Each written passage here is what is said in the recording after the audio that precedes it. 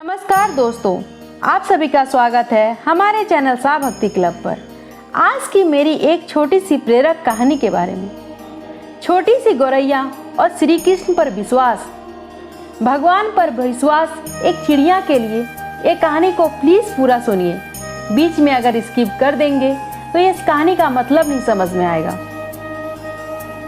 कुरुक्षेत्र के युद्ध क्षेत्र को विशाल सेनाओं के आवागमन की सुविधा के लिए तैयार किया जा रहा था। उन्होंने हाथियों का इस्तेमाल पेड़ों को उखाड़ने और जमीन साफ करने के लिए किया था।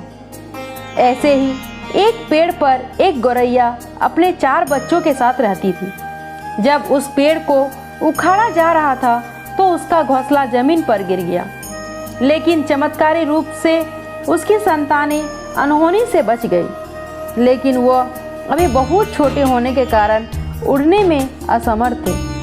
कमजोर और भयभीत गौरैया मदद के लिए इधर उधर देखती रहती थी। तभी उसने कृष्ण को अर्जुन के साथ वहां आते देखा। वे युद्ध के मैदान की जांच करने और युद्ध की शुरुआत से पहले जीतने की रणनीति तैयार करने के लिए वहां गए थे। उसने कृष्ण के रथ तक पहुंचने के लिए अपने छोटे पंख फड़फड़ाए और किसी प्रकार श्री कृष्ण के पास पहुंची। हे कृष्ण, कृपया मेरे बच्चों को बचाइए, क्योंकि लड़ाई शुरू होने पर कल उन्हें कुचल दिया जाएगा। सर्वव्यापी भगवान बोले, मैं तुम्हारी बात सुन रहा हूँ, लेकिन मैं प्राकृतिक के कानून में हस्तक्षेप नहीं कर सकता। गौरैया ने कहा, हे भगवान, मैं जानती हूँ कि आप मेरे उद्धार करता हैं। मैं अपने बच्चों को भाग्य आपके हाथों में सौंपती हूँ। अब यह आपके ऊपर है कि आप उन्हें मारते हैं या उन्हें बचाते हैं। काल चक्र पर किसी का बस नहीं है। श्री कृष्ण ने एक साधारण व्यक्ति की तरह उससे बात की, जिसका आशय था कि वहाँ ऐसा कुछ भी नहीं था जिसके बारे में वह कुछ भी कर सकते थे। गौरैया ने विश्वास और श्रद्धा के साथ कहा, प्रभु, आप कैसे और क्या करते हैं वो मैं नहीं जान सकती। आप स्वयं काल के नियता हैं, यह मुझे पता है। मैं सारी स्थिति एवं परिस्थिति एवं स्वयं को परिवार सहित आपको समर्पण करती हूँ। भगवान बोले, अपने घोंसले में 3 सप्ताह के लिए भोजन का संग्रह करो। गौरैया और श्री कृष्ण के संवाद से अनभिज्ञ अर्जुन गौरैया को दूर भगाने की कोशिश करते हैं। गौरैया ने अपने पंखों को कुछ मिनटों के लिए फुलाया और फिर अपने घोंसले में वापस चली गई। 2 दिन बाद संघ के उद्घोष से युद्ध शुरू होने की घोषणा की गई। कृष्ण ने अर्जुन से कहा कि आपने धनुष और बाण मुझे दो। अर्जुन चौंका, क्योंकि कृष्ण ने युद्ध में कोई भी हथियार नहीं उठाने की शपथ ली थी। इसके अतिरिक्त अर्जुन का मानना था कि वह ही सबसे अच्छा धनुर्धर है। मुझे आज्ञा दे भगवान, अर्जुन ने दृढ़ विश्वास के साथ कहा। मेरे तीरों के लिए कुछ भी अभेद नहीं है। चुपचाप अर्जुन से धनुष लेकर कृष्ण ने एक हाथी को निशाना बनाया, लेकिन हाथी को मार के नीचे गिराने के बजाय तीर हाथी की गले की घंटी में जा टकराया और एक चिंगारी सी उड़ गई। अर्जुन ने देखकर अपनी हंसी नहीं रोक पाई। कृष्ण के आसान सा निशाना चूक गया। क्या मैं प्रयास करूं? उसने स्वयं को प्रस्तुत किया। उसकी प्रतिक्रिया को नज़रअंदाज करते हुए कृष्ण ने उन्हें धनुष वापस दिया और कहा, कोई और कार्रवाई आवश्यक नहीं है। लेकिन केशव, आपने हाथी को क्यों तीर मारा? अर्जुन ने पूछा। क्योंकि इस हाथी ने उस गौरैया के आश्रय उसके घोंसले को, जो कि एक पेड़ पर था, उसको गिरा दिया था। कौन सी गौरैया? अर्जुन ने पूछा।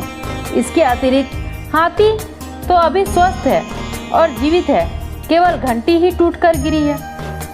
अर्जुन के सवालों को खारिज करते हुए कृष्ण ने उसे शंख फूंकने का निर्देश दिया। युद्ध शुरू हुआ। अगले 18 दिनों में कई जानें चली गई। अंत में पांडवों की जीत हुई। एक बार फिर कृष्ण अर्जुन को अपने साथ सुदूर क्षेत्र में भ्रमण करने के लिए ले गए। कई सौ अभी भी वहाँ हैं जो उनके अंतिम संस्कार का इंतजार कर रहे हैं। जंग का मैदान गंभीर अंगों और सिर बेजान सीढ़ियों और हाथियों से अटा पड़ा रहा था। कृष्ण एक निश्चित स्थान पर रुके और एक घंटी जो कि हाथी पर बांधी जाती थी उसे देखकर विचार करने लगे। अर्जुन, उन्होंने कहा, क्या आप मेरे लिए यह घंटी उठाएंगे और इसे एक तरफ रख देंगे? निर्देश बिल्कुल सरल था, परंतु अर्जुन के समझ नहीं आया।